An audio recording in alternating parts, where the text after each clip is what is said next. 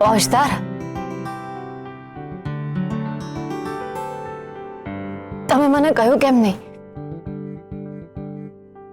કે તમે ફરીથી એસીપી બની ગયા છો? ફરી તમને તમારી વર્દી મળી ગઈ છે. પહેલા સેલ્યુટ અને પછી તમારા બધા જ સવાલોના જવાબ. ચલો. એસીપી હર્ષવર્ધનસિંહ, તમને દિવસમાં એક વાર તો શું 1000 વાર સેલ્યુટ કરી શકો છો.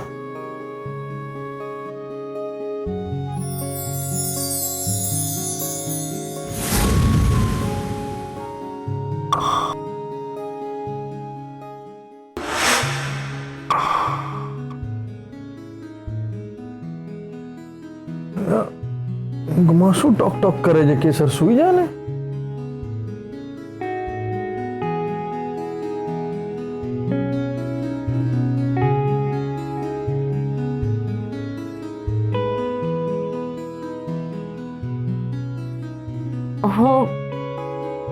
હું સપનું જોઈ રહી હતી. કેટલા વાગ્યા?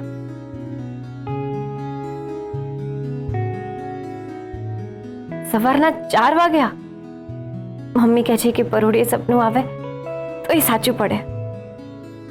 પહોંચદાર, મારું સપનું સાચું પડે અને ખરેખર તમને વર્દી મળી જાય. અમે ફરીથી એસીપી બની જાઓ.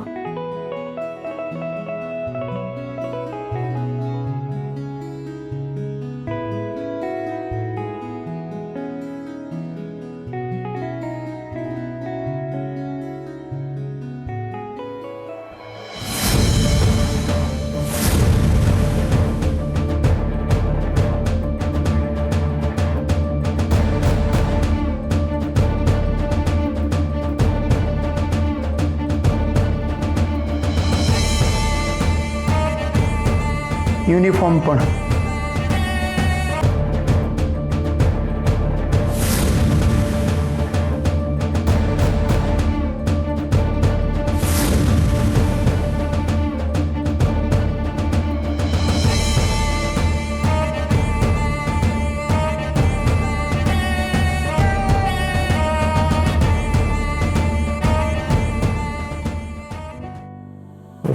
ઊંઘમાં ટોક ટોક ના કરતી.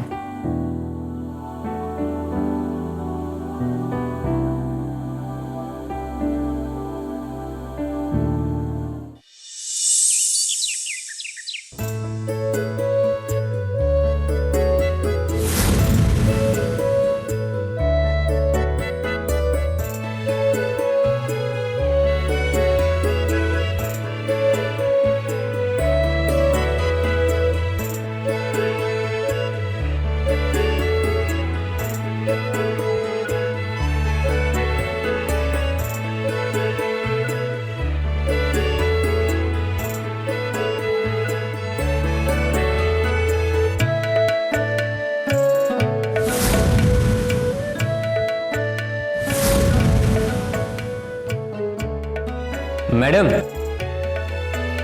चा ठंडी થઈ ગઈ. હા.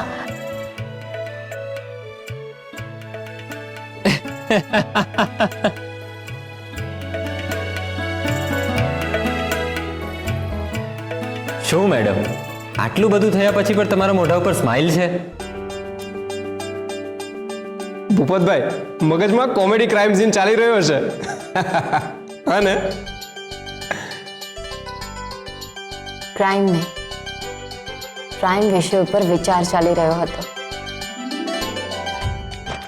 કાલ રાતથી મારા મનમાં એક પ્રશ્ન થઈ રહ્યો છે. ભૂપતભાઈ, હું તમને એક સવાલ પૂછું? હા હા, પૂછો. પણ જો તમારે લોકોએ હસવાનું નહીં. ઓકે. પાક્કું? પાક્કું પાક્કું. ભૂપતભાઈ, આપણે પરોઢિયે જે સપનું જોઈએ એ સાચું થઈ જાય ને?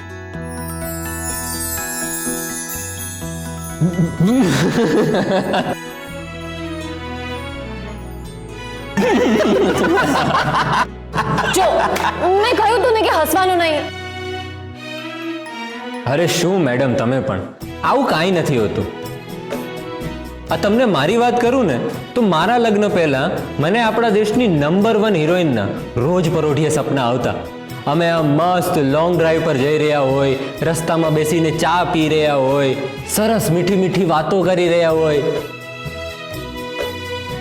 આ સપનું આજ સુધી સાચું નથી પડ્યું. પણ ભૂપતભાઈ, તમારું એ સપનું તો સાચું ના થઈ શકે એવું હતું. તમારા અને મારા સપનાની કેટેગરી એકદમ અલગ છે. તમારું સપનું એક ફેન્ટસી હતું જે ક્યારેય પૂરું ના થાય, પણ મારું સપનું કોઈ ફેન્ટસી નથી. એ સત્યની નજીક છે, એટલું નજીક કે મારી પાસે શબ્દો નથી. કેસર, તમે આટલા ઇમોશનલ થયા છો તો નક્કી તમારું સપનું પૂરું થશે જ. હા, સાચી વાત છે. પણ શું સપનું આવ્યું હતું? મને સપનું આવ્યું કે ફોજદારને એમની વર્દી પાછી મળી ગઈ છે.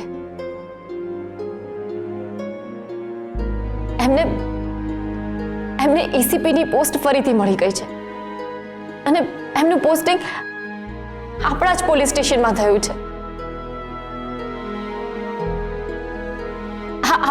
આપણા સિનિયર તરીકે. આ શું કહેવાય? આને ટચવુડ. હા, ટચવુડ. મેડમ, ખરેખર તમારું આ સપનું પૂરું થવું જોઈએ. જો તમારું આ સપનું પૂરું થાય ને તો હું માનું છું કે હું ચાલીને અંબાજી માતાજીના દર્શન કરવા જઈશ અને ચૂંદડી ઓઢાડીશ. પણ આ સપનું પૂરું કેવી રીતે થશે એ જ નથી સમજાતો. અઘરું છે, પણ આ સપનું પૂરું થવું જોઈએ. સાહેબને વિધાઉટ વર્દી જોઈને મને આટલું બધું દુઃખ થાય છે તો તમને તો કેટલું દુઃખ થતું હશે. મેડમ, તમે આવા સપના ના જોશો, નહીં તો તમને વધારે દુઃખ થશે. ભૂપતભાઈ, શું સાચે જ આ પોસિબલ નથી? પોસિબલ છે કે સર. તમારું આ સપનું પૂરું કરવા માટે મારી પાસે એક રસ્તો છે.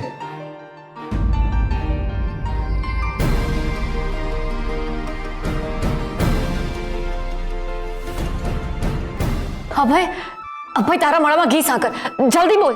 કે સર, નડિયાદમાં મારા એક સગ્ગા કાકા છે, એમનું નામ ભદ્રેશભાઈ છે, પણ અમે એમને લાડમાં બચુ કાકા કહીને બોલાવીએ છીએ. હમણાં તો એ રિટાયર્ડ થઈ ગયા. બચુ કાકા હા, એ તને મેળામાં લઈ જતા હતા, તને ચકડોળમાં બેસાડતા, તને ચક્કર આવતા, તને રડવું આવતું ને પછી તને આઈસ્ક્રીમ ખવડાવતા હતા. વાહ કે સર, ડિટ્ટો આવું જ થતું હતું. હવે જો, તું આમ તો બહુ સારો છે, પણ આ બધું બોલી બોલીને બહુ જ બગાડે છે. જલ્દી મુદ્દાની વાત કર ને. કે સર, એ જ તો કરવાનો હતો, પણ આ તો છે ને જરા બચુ કાકાની યાદ આવી એટલે આમ થોડો ભાવુક થઈ ગયો હતો. જો છે ને પાછો. તો બચુ કાકા પોલીસ ડિપાર્ટમેન્ટમાં હતા. અચાનક એમને ડિસમિસ કરી દેવામાં આવ્યા અને કારણ આપ્યું કે એમને લાંચ લીધી છે. એકચ્યુઅલીમાં બચુ કાકાએ લાંચ નહોતી લીધી, એમની ઉપર ખોટો આરોપ મૂકવામાં આવ્યો હતો. પણ બચુ કાકા સહેજ પણ ગભરાયા નહીં, બધાએ એમને સપોર્ટ કર્યો. એ માણસને બચુ કાકાએ પકડી પાડ્યો અને પછી એની પાસે લખાવી લીધું. એને જે કંઈ પણ કીધું છે એ તદ્દન ખોટું છે અને ડિટેલ રિપોર્ટ તૈયાર કરી પેલા ભાઈના કબૂલનામા સાથે હેડ ઓફિસમાં અને અરજી મૂકી અને પછી થોડા જ દિવસમાં લેટર આવ્યો કે તમે નોકરી જોઈન કરી શકો છો. શું? હા, કારણ કે મારા કાકા નિર્દોષ હતા અને એમને સાબિત કરી બતાવ્યું. હર્ષવર્ધન સરને પણ આ નોકરી પાછી મળી શકે છે, પણ હા, જો એ નિર્દોષ હશે તો. હા, નિર્દોષ હશે નહીં, એ 1001% નિર્દોષ જ છે. અરે એમને તો કોઈ ખબર જ નહોતી.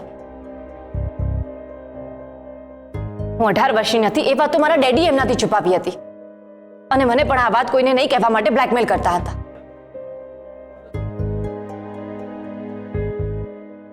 કેસર 18 વર્ષની નથી થઈ એની આપણને ખબર છે, એ લોકોને નહીં.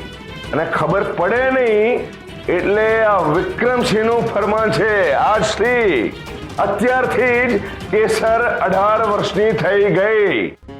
મારા ડેડી એમની સાથે છેતરામણી કરી હતી. એમને તો કંઈ ખબર જ નથી. એ તો એકદમ નિર્દોષ છે.